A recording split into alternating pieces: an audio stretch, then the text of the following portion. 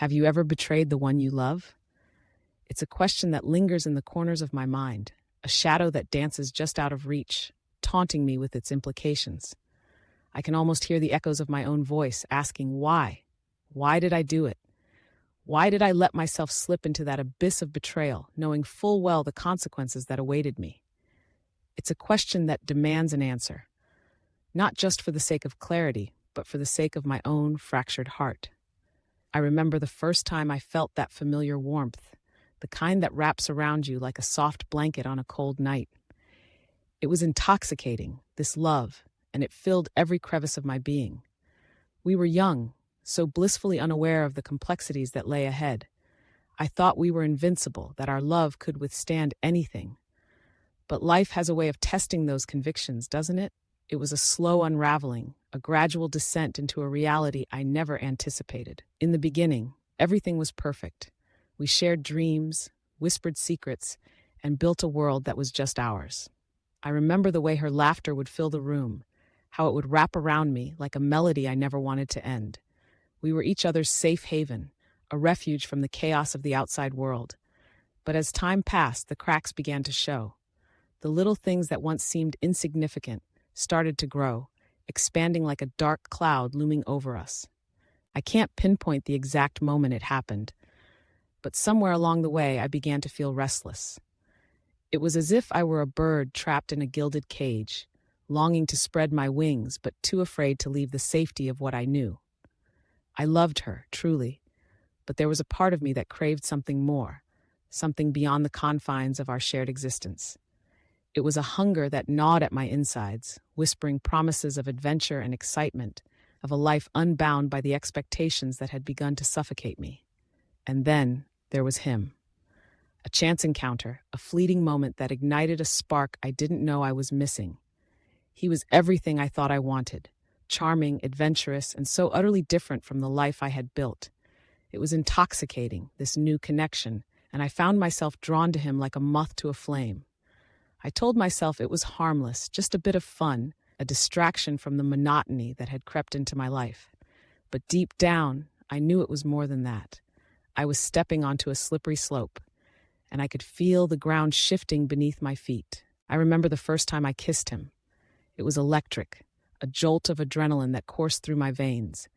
In that moment, I felt alive, as if I had been awakened from a long slumber. But with that awakening came a wave of guilt that crashed over me, pulling me under.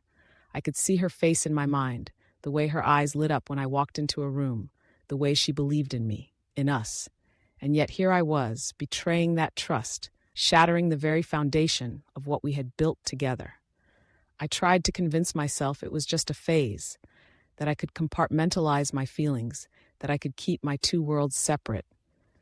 But the truth is, betrayal has a way of seeping into every corner of your life, staining everything it touches. I found myself lying, weaving a web of deceit that grew more intricate with each passing day.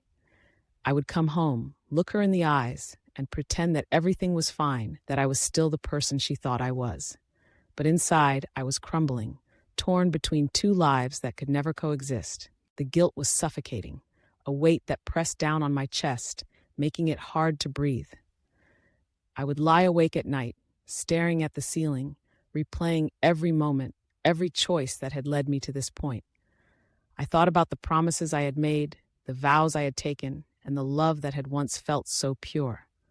I wanted to turn back the clock, to erase the choices I had made, but time is a relentless force, and there's no going back once you've crossed that line. As the days turned into weeks, I became a master of deception. I learned how to hide my phone, how to dodge questions, how to create alibis that would keep her from suspecting a thing.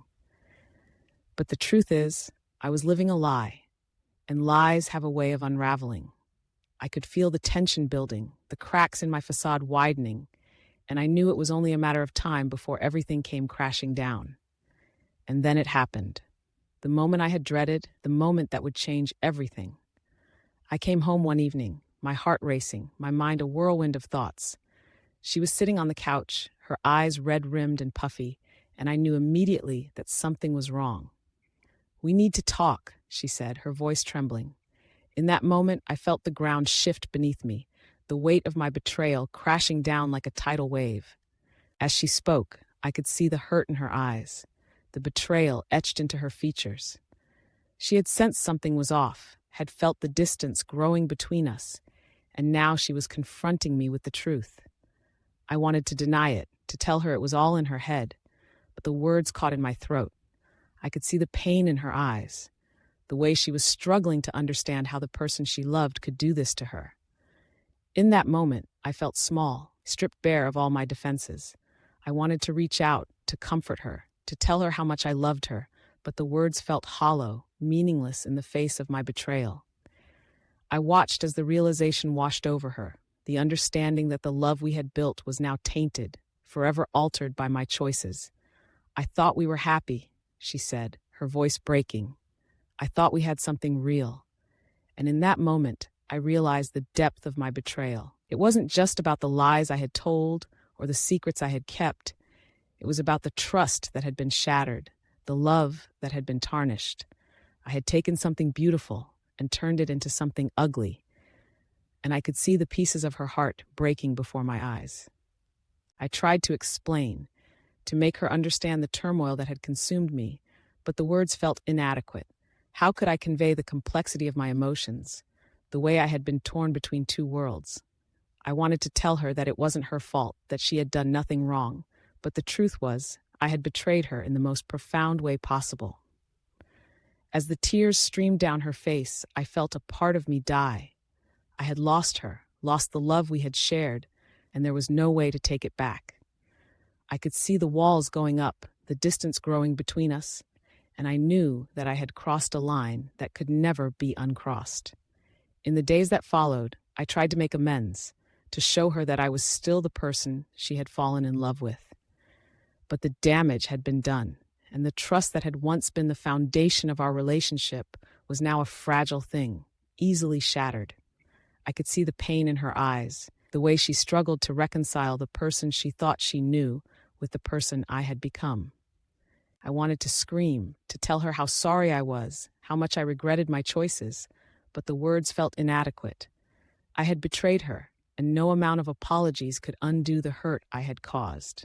I watched as she began to pull away, as the love we had shared began to fade into a distant memory. And in that moment, I understood the true weight of betrayal.